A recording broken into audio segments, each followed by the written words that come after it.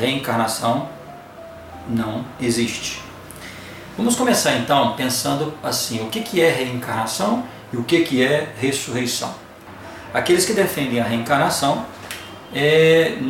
afirmam que é um princípio de aprendizagem, ou seja, uma pessoa que esteve aqui nessa terra e que não fez coisas muito boas ou ficou com alguma pendência aqui nessa vida, então ela morre e ela vai reencarnar em outro corpo, em outra pessoa, em outro ser, de outra forma, para poder ou pagar as coisas que fez aqui, ou aprender, ou se moldar, e aí um aprendizado contínuo.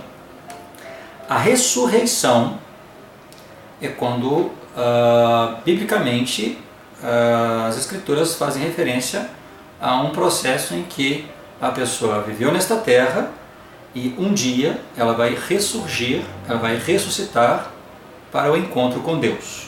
Você nasceu nessa terra, você era espírito, você nasceu nessa terra, obteve um corpo físico e um dia você vai morrer. Ao morrer, o seu físico vai para a terra e seu espírito volta a Deus. Um dia você vai ressuscitar, então o seu espírito e seu corpo eles vão se reunir novamente para que você possa ser julgado pelas coisas que você fez aqui nessa terra e continuar o seu crescimento. O seu crescimento ele é eterno, né? Nós saímos da mortalidade e vamos para a imortalidade.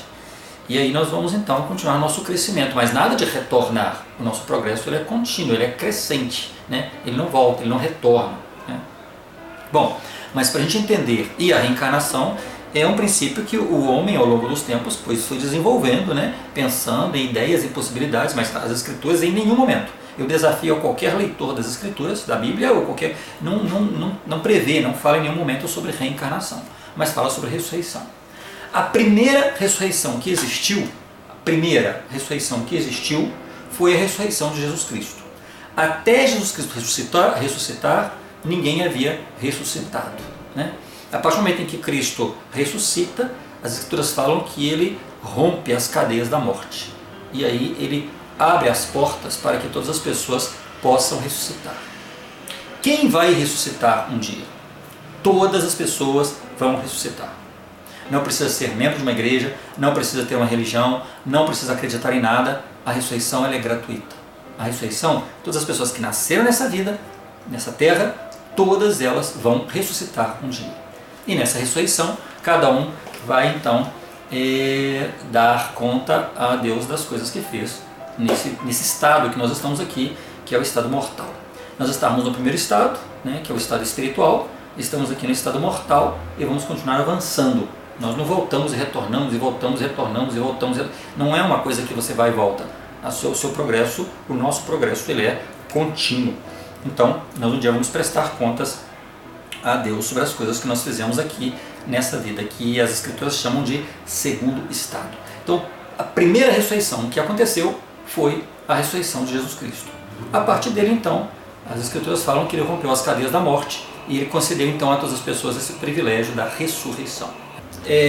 Vamos, então, ler uma escritura que se encontra em 1 Coríntios, no capítulo 15, no versículo 39.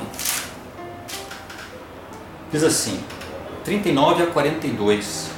Nem toda carne é uma mesma carne, mas uma é a carne dos homens, e outra a carne dos animais, e outra a dos peixes, e outra a das aves. E há corpos celestes e corpos terrestres. Mas uma é a glória dos celestes e outra a dos terrestres. Uma é a glória do sol, e outra a glória da lua, e outra a glória das estrelas. Porque uma estrela difere em glória de outra estrela. Assim também a ressurreição dos mortos. Semeia-se o corpo em corrupção e ressuscitará em incorrupção. Então aqui está falando que na ressurreição haverá diferentes corpos, ou seja, que haverá diferentes níveis para o que as pessoas fizeram nessa terra. Quando ele fala que haverá que há corpos celestes e corpos terrestres, é porque nós somos diferentes. Cada pessoa aqui nessa terra age de uma forma. E na ressurreição, logicamente, nós vamos então nos encontrar diferentemente diante de Deus.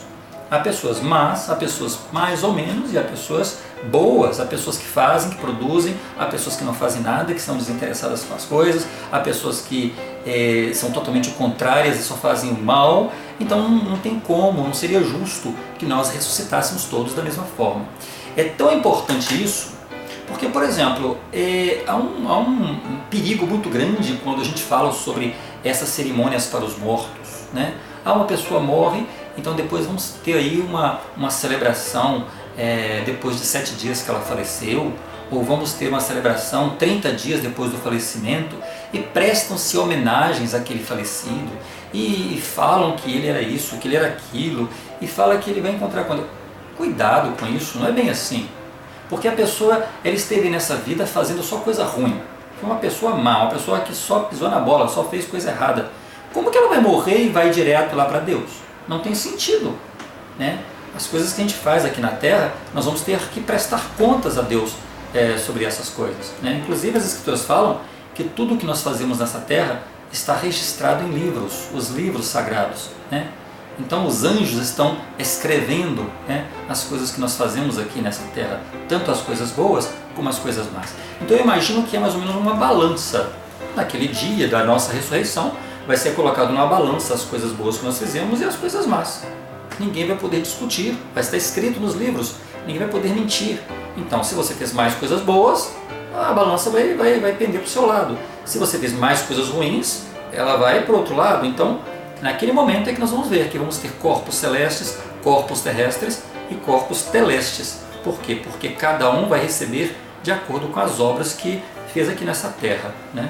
Então não é simplesmente uma pessoa morreu e você já começar a falar, coitado que vai para o céu, que não sei o que.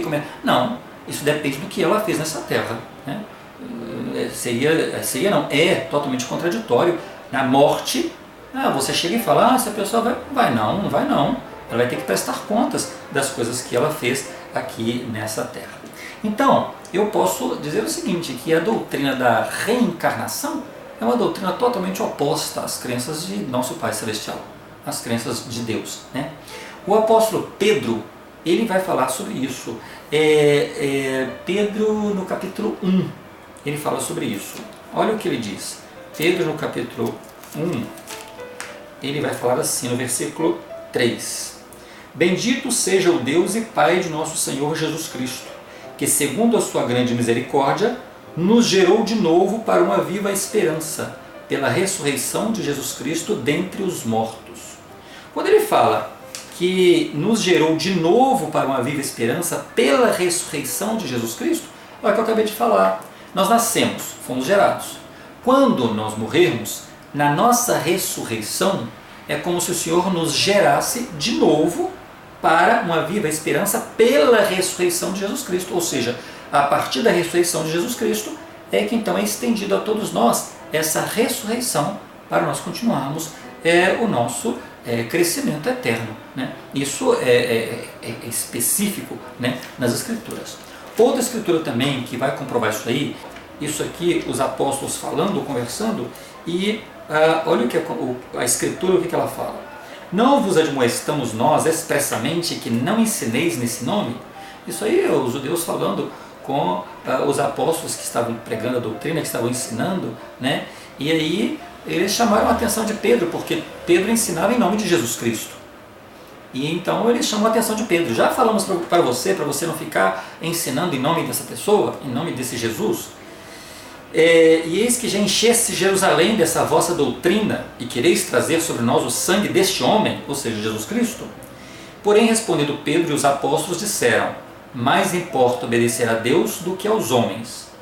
O Deus de nossos pais ressuscitou Jesus, ao qual vós matastes, suspendendo-o no madeiro. Olha o que Pedro está falando. Aquele Cristo que vocês colocaram lá na cruz, que vocês suspenderam no madeiro, pois é esse Cristo que nós pregamos, que nós ensinamos. Aí ele fala assim: Deus com sua destra o elevou a príncipe e a salvador, para dar a Israel o arrependimento e a remissão dos pecados. E nós somos testemunhas acerca dessas palavras, e também o Espírito Santo que Deus deu àqueles que lhe obedecem. Então Pedro acabou de falar para eles: então nós pregamos a esse que vocês pregaram lá no madeiro, lá na cruz.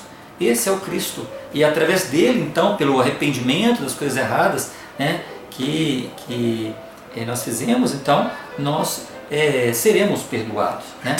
Existe uma outra escritura que nós vamos encontrar lá em 1 Coríntios, no capítulo 15, no versículo 17. Olha o que ele vai nos informar também. 17. Diz assim: e se Cristo não ressuscitou, é vã a vossa fé. Ou seja, se você diz que tem fé, mas fica pregando aí reencarnação não existe. Se você não acredita em ressurreição, a sua fé é morta. Né? Isso é o que ele fala. E ainda permaneceis nos vossos pecados. E também os que dormiram em Cristo estão perdidos. Então, se você não acredita em ressurreição, aqueles que morreram então estão perdidos. Né? Se só nesta vida esperamos em Cristo, somos os mais miseráveis de todos os homens. É o que acontece com a maioria das pessoas. As pessoas são tão presas aos bens da terra, aos bens terrenos, que quando elas perdem em bem, muitos se suicidam, se matam. Né? Muitos se matam. Por quê? Porque estão tão presos a essas coisas e as pessoas esperam só nessa vida. Ou seja, muitos inclusive nem acreditam que há alguma coisa depois dessa vida. E o apóstolo Paulo fala: se só nessa vida esperamos em Cristo, somos os mais miseráveis de todos os homens. Mas agora Cristo ressuscitou dos mortos e foi feito as primícias dos que dormem. Ou seja, as primícias, ele foi o primeiro, ele ressuscitou e deu a todos os homens a oportunidade de ressuscitar. Então a ressurreição é gratuita a todas as pessoas, não importa se você crê, se você não crê, se você é de uma religião, se você segue alguma coisa, não importa a sua crença, todos serão ressuscitados. E por que todos serão ressuscitados? Porque todos seremos julgados, simples assim. Não adianta a pessoa querer ou não querer, aceitar ou não aceitar, todos seremos ressuscitados, porque todos teremos que ser julgados pelas coisas que nós fizemos nessa terra. A morte, ela virá a todas as pessoas, não importa se somos ricos, pobres, belos, se somos cheirosos, se somos agradáveis, se somos simpáticos, se somos antipáticos, todos vamos morrer. Essa é a única certeza que nós temos nessa terra, né? O nascimento e a morte. Então a morte, ela é simplesmente uma transição para a nossa imortalidade. É isso.